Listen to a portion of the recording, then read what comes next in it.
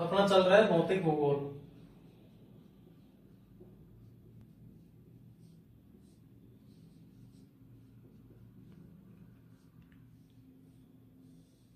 भौतिक भूगोल में पढ़ेंगे मध्यवर्ती जलोढ़ मैदान। मध्यवर्ती जलोढ़ मैदान का निर्माण गंगा, ब्रह्मपुत्र, सिंधु नदी तंत्र एवं उनकी सहायक नदियों द्वारा किया गया है।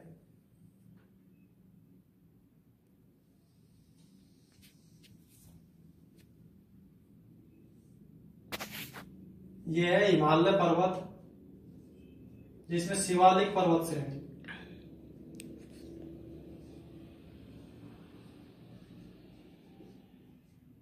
शिवालिक पर्वत श्रेणी।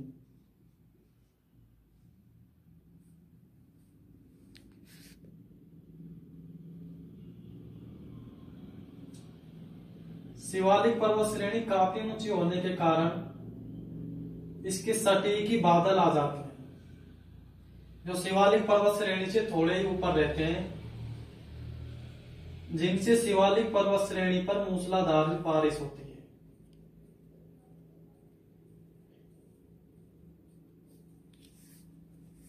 प्राचीन काल में शिवालिक पर्वत श्रेणी पर कुछ चट्टानें थी।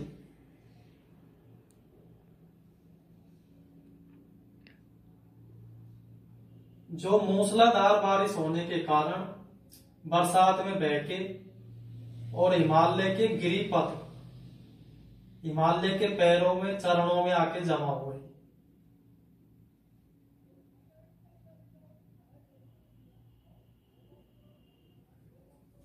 हिमालय पर कुछ दिनों पहले प्राचीन काल में बहुत लोटी चट्टानें थी, जो बरसात होने के कारण बहके हिमालय के पैरों में आके जमा हो गई।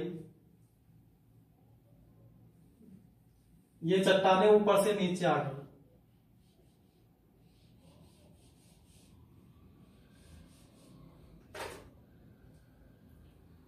जिससे हिमालय से आने वाली नदियां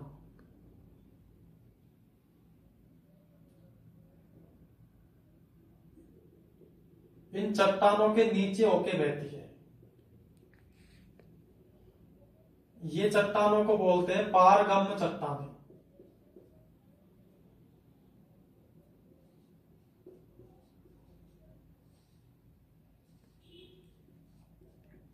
पारगम्य चट्टानें। नदियों का अदृश्य होकर बहना।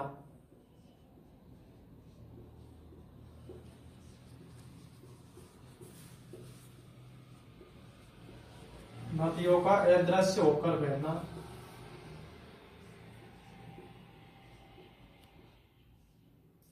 चट्टानों के नीचे होके जो नदियां बहती है वो अदृश्य होके बहती है। और ये जो मैदान बनता है, प्रदेश है, इसको कहते हैं भाबर प्रदेश। नदियों का अदृश्य होकर बहना ही भाबर प्रदेश कहलाता है।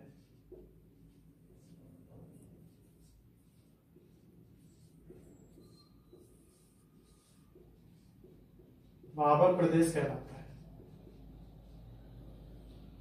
अब चट्टानें बहकर आई तो चट्टानों में घर्षण हुआ, और इस घर्षण के कारण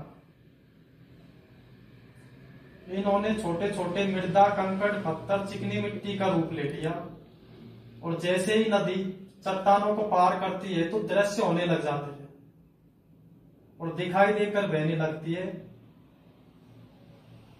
इस प्रदेश को कहते हैं तराई प्रदेश।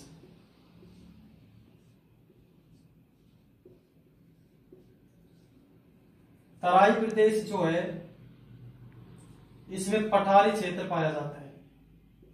पठार पाए जाते हैं जो समतल है, और समतल पे पानी चारों तरफ बहने लगता है, जिसको तराई कहते हैं। तराई प्रदेश यह 15 से 30 किलोमीटर तक होता है।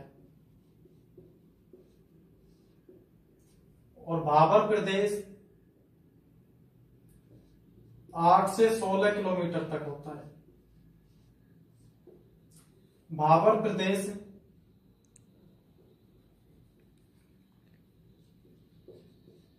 सिंधु नदी से लेकर सतलज नदी तक, सिंधु नदी से सतलज नदी तक का मध्य का स्थान भाबर प्रदेश कहलाता है। इससे आगे नदियों का दृश्य होके बहना।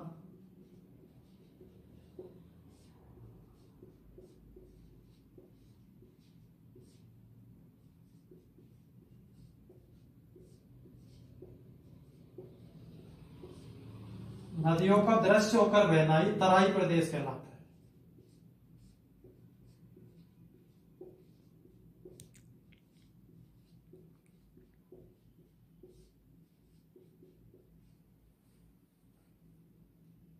फिर इससे आगे बहती है नदी। नदी की 4 अवस्था होती है, एक बाल अवस्था, युवा अवस्था, प्रौढ़ अवस्था और वृद्ध अवस्था।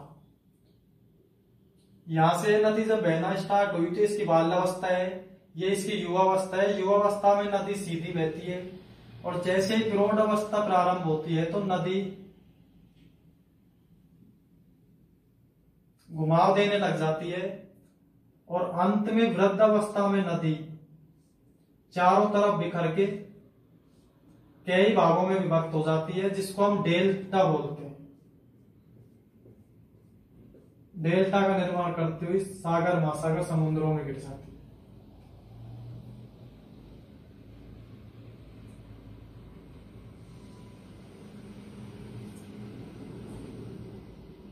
जैसे ये नदी आगे बहती है तो ऐसे घुमाव दे के बहने लगती है और इस घुमाव से अपने साथ लाई हुई जलोढ़ मृदा का जमाव करती है।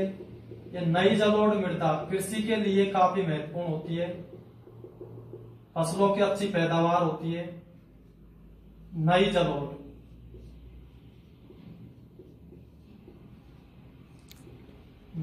मृदा, इसको बोलते हैं खादर प्रदेश।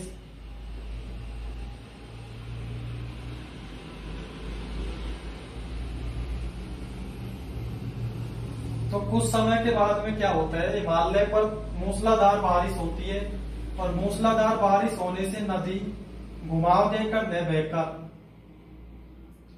और अपने स्थान को सीधा बनाती हुई बहती है।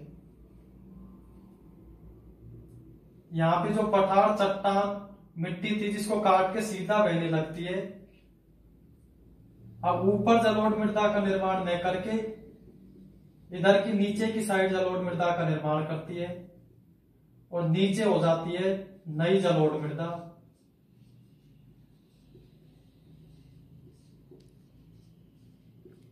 नई जलोढ़ मृदा को कहते हैं खादर प्रदेश।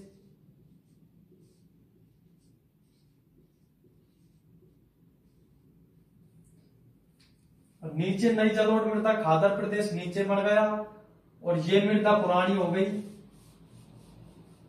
इसमें कृषि की उपजाऊ क्षमता कम पड़ गई, इसको बोलने लग गए पुरानी जलोढ़ मृदा।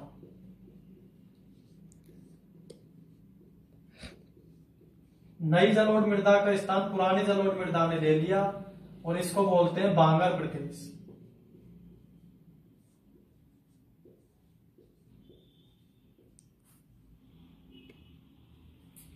बांगर प्रदेश को स्थानीय भाषा में पंजाब हरियाणा में धायब कहते हैं और इसको उत्तर प्रदेश, पूर्वी राजस्थान, बिहार में स्थानीय भाषा में बैट कहते हैं। नई जलोढ़ मृदा खादर प्रदेश को स्थानीय भाषा में बैट कहते हैं, पुरानी जलोढ़ मृदा बांगर प्रदेश को दाया कहते हैं। ये पंजाब हरियाणा में पाई जाती है।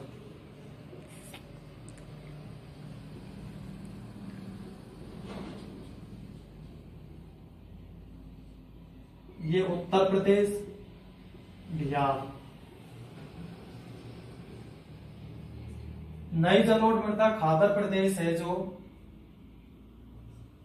गंगा नदी के आसपास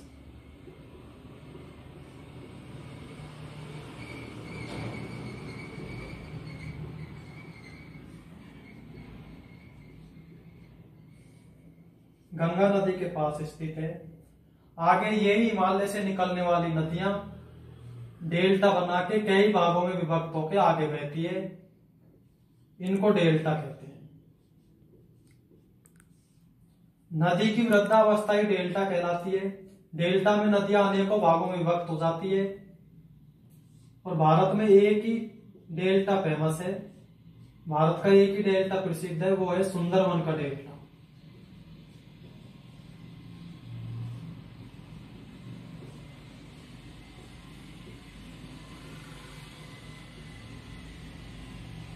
यह डेल्टा राजमहल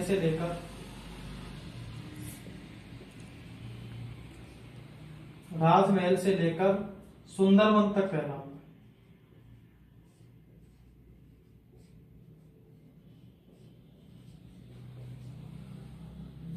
है। एक बार देखते हैं भाबर तराई प्रदेश को।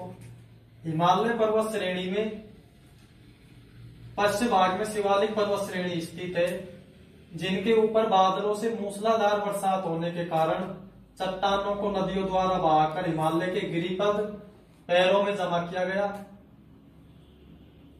इस क्षेत्र को हिमालय के गिरिपद बोलते हैं। गिरि यानी पर्वत, पद यानी पैर। हिमालय के पैरों में होकर जो नदियां बहती है वो भाबर और तराई प्रदेश का निर्माण करती है। चट्टानों को नदियों द्वारा हिमालय के गिरिपद में बहाकर लाया गया। इन चट्टानों को पारगम चट्टाने बोलते हैं। यह क्षेत्र 8 से 16 किलोमीटर तक पाया जाता है। नदियों का अदृश्य होकर बहना ही भाबर प्रदेश कहलाता है। चट्टानों के नीचे से होकर जो नदियां बहती है, जो अदृश्य होकर बहती है, यही भाबर प्रदेश कहलाता है। यह क्षेत्र सिंधु से सतलज नदी के मध्य पाया जाता है। इसके आगे चट्टानों में घर्षण होने के कारण यहाँ पर कंकड़ पत्थर,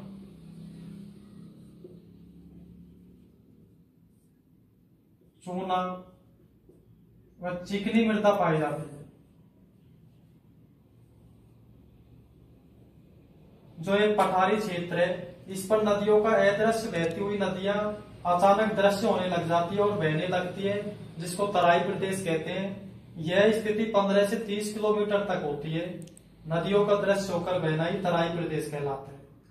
आगे नदियों की प्रौढ़ अवस्था स्टार्ट होती है तो नदियां घुमाव देने लग जाती है, और जब यह नदी घुमाव देने लगती थी तो अपने साथ लाई हुई जलोढ़ उपजाऊ मृदा को जमा करती थी। उसको नई जलोढ़ मृदा को खादर प्रदेश बोलते हैं। कुछ दिनों बाद मूसलाधार बरसात होने के कारण नदियों ने अपना मार्ग बदल लिया और सामने से चट्टाने, मिट्टी सबको बहाकर अपने साथ ले गई। और जब नीचे इसने उपजाऊ मृदा का जमाव किया तो इसको नई जलोढ़ मृदा खादर प्रदेश बोलने लग गए।